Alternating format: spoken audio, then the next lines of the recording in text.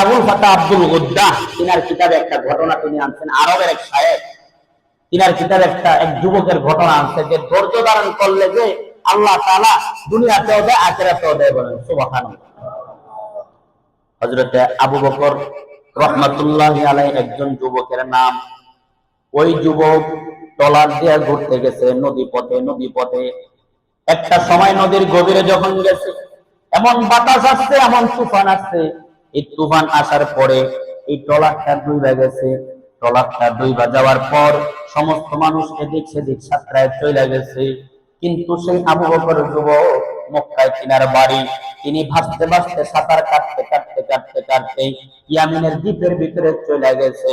ইয়ামিনের দ্বীপে যাইয়া ক্লান্ত হইয়া এরপরে যখন তার এরকম ভাবে ক্লান্তি দূর হয়েছে, ক্লান্তি দূর হওয়ার পর নিজে মনে মনে ভাবলো, আল্লাহ জানে কোথায় আসছি, আমি কোথায় যাব। কোন এলাকা চিনে না, কোন মানুষ চিনে না। এরকম ভাবে আবু বকর রাহমাতুল্লাহি আলাইহি চিন্তা করতে লাগলো, কোথায় আমি যাব, এইখানে আমার কেউ পরিচিত নাই। যাই তাড়াতাড়ি দেখি কোন মসজিদ আছে। ও মুসলমান ইমানদার বান্দা, গভীর মনোযোগ দিয়ে শুনবে। এরপরে আবু বকর রাহমাতুল্লাহি আলাইহি একটু দাঁড়াইয়া দৌড়ায়া পাশাপাশি দেখে একটা মসজিদ দেখা যায়। এরপরে ওই মসজিদে যাওয়ার পরে এরকম ভাবে ওযু কইরা নামাজ পড়ার পর হাউমাউ করে কান্না কইরা আল্লাহর দরবারে শুকরিয়া জানায়, আল্লাহর কাছে ক্ষমা চাইতেছে, মাফ চাইতেছে। আল্লাহর কাছে যখন কান্নাকাটি করে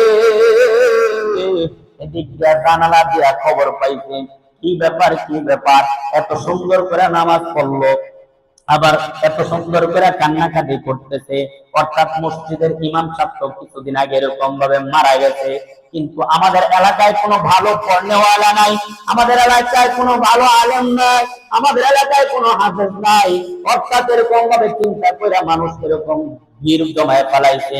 চিন্তা করলো কি, এই যুবক এত সুন্দর খেলোয়াড়, এত সুন্দর দোয়া, কৌতূহল সবার দিলের ভিতরে জাগলো। জাগার পর যখন হযরতে আবু বকর সিদ্দিক না, কিন্তু হযরতে আবু বকর রাহমাতুল্লাহি আলাইহি দোয়া শেষ করলো। শেষ করার পর ওই এরকম মসজিদের ভিতরে কিছু মানুষ আইসা একত্র হইয়া জিজ্ঞেস করছে, বাবা তোমার বাড়ি কোথায়? ওই যুবক ডাক দিয়া বলে, আমার বাড়ি মক্কায়, আমি ট্রলার দিয়ে এরকম ভাবে আসছিলাম, ট্রলার ডুইবা গেছে, আল্লাহ তাআলা আমাকে বাঁচাইতে এই দ্বীপের ভিতরে আনছে। বলেন সুবহানাল্লাহ। এই দ্বীপের ভিতরে আনছে। এরপরে এলাকার মানুষ খুশি হয়ে গেছে। এলাকার মানুষ বলতেছে, আলহামদুলিল্লাহ, আমাদের এই দ্বীপের ভিতরে, এলাকার ভিতরে কোনো ভালো পড়নেওয়ালা ছিল না, ভালো কোনো তেলাওয়াত পড়নেওয়ালা ছিল না।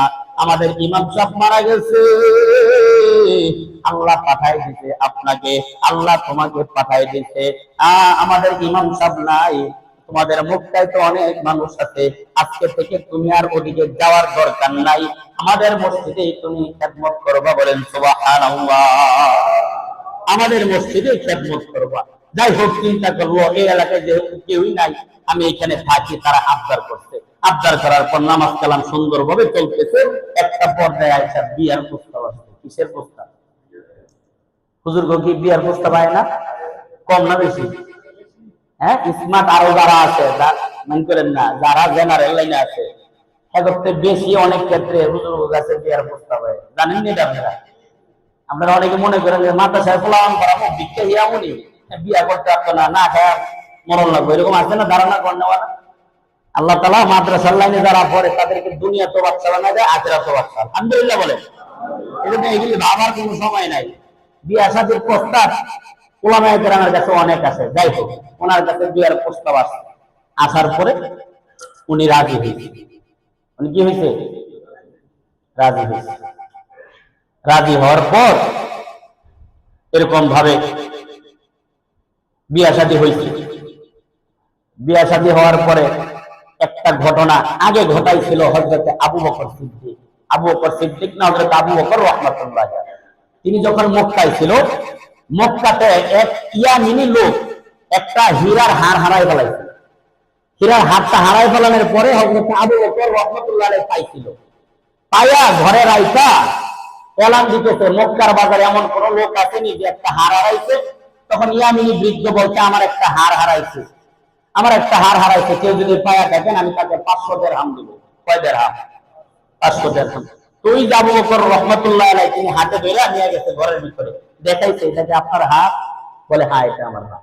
খুশি হয়ে 500 দিরহাম আবু বকর রহমাতুল্লাহ আলাইহিকে দিছিল। কিন্তু তিনি নেয় নাই, তিনি ধৈর্য ধারণ করছে। ধৈর্যের ফলাফলের কথা বলছে, তিনি ধৈর্য ধারণ করছে। ঘটনাটা ঘটছে অনেক আগে, এটা মনে করেন 2 বছর আগে। আরো এই ঘটনার পরে হলো ইয়ামিনের দেশে আল্লাহ তাআলা বাঁচাই নিয়েছে ওই যুবককে। যাই হোক, যুবককে যখন বিয়ার প্রস্তাব দিছে, প্রস্তাব দেওয়ার পরে বিয়া শাদী হয়েছে।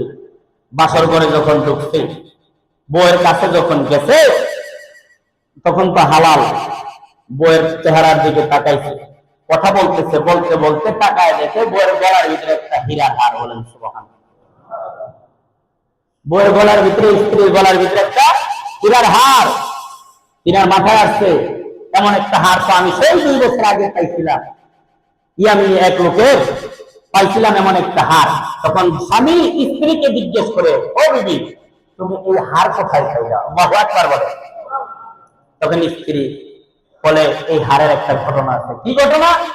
এই হাতটা আমার বাবা মক্কায় যায় হারায় ফেলাইছিল। একটা যুবক এই হাতটা পায় আমার বাবার হাতে দিছে। হাতে দেওয়ার পর আমার বাবাই খুশি হয়ে 500 দিরহাম সেই যুবককে দিছিল। সেই যুবক নেয় নাই। আমার বাবা দোয়া করছিল সেই যুবকের জন্য, সেই জান্নাতি যুবকের জন্য দোয়া করছিল। সেই যুবকটারে যদি, সেই যুবকটার হাতে যদি, এমন একটা জান্নাতি যুবকের হাতে যদি আমার মেয়েটারে দিয়ে দিতে পারতাম। সুবহানাল্লাহ বলেন। তখন স্বামী ডাক দিয়া বলে, ও বিবি এই যুবক হার পায়া আপনার তোমার বাবার হাতে দিছিল, সেই যুবক আমি আবু বকর। আল্লাহু আকবার বলে। কান্নাকাটি বাড়ায় দিচ্ছে, হায় হায় আমার বাবা এইভাবে দোয়া করছে, এইভাবে কবর হয়েছে। ও দেখছো সেই কথাটা বলতেছিলাম বিবি। এরপরে হার ফেলা বলে, ও স্বামী হারের মালিক আপনি। সুবহানাল্লাহ। আচ্ছা, এটা কেন বললাম ঘটনাটা? এটা আরবি একটা ঘটনা। এটা আরবি একটা ঘটনা। কেন বললাম? যে আল্লাহ তাআলা ধৈর্য ধরলে দুনিয়াতেও দেয়, আখিরাতেও দেয়। বলেন সুবহানাল্লাহ। বেজার হলেন আপনারা? সূরা তেলাওয়াত করছিলাম, ওয়াল আসর ইন্নাল ইনসানা লাফী খুসর ইল্লাল্লাযীনা আমানু ওয়া আমিলুস সলিহাতি ওয়া তাওয়াসাউ বিল হাক্কি ওয়া তাওয়াসাউ বিস সাবর। আল্লাহ তাআলা বলছেন সময়ের কসম, সমস্ত মানুষ ক্ষতিগ্রস্তের মধ্যে রয়েছে, তবে 4 গুণওয়ালা মানুষ ক্ষতির ভিতরে না। এর মধ্যে একটা হচ্ছে ঈমানদার, দ্বিতীয় নেক আমল, 3 নাম্বার যারা সত্যের আদেশ করে, 4 নাম্বার যারা ধৈর্যের তাকিদ করে। ইনশাআল্লাহ এই 4টা গুণ আমাদের জিন্দেগিতে, জীবনের ভিতরে ফিট করার জন্য চেষ্টা করব তো ইনশাআল্লাহ। কেডা কেডা করবেন মাশাআল্লাহ।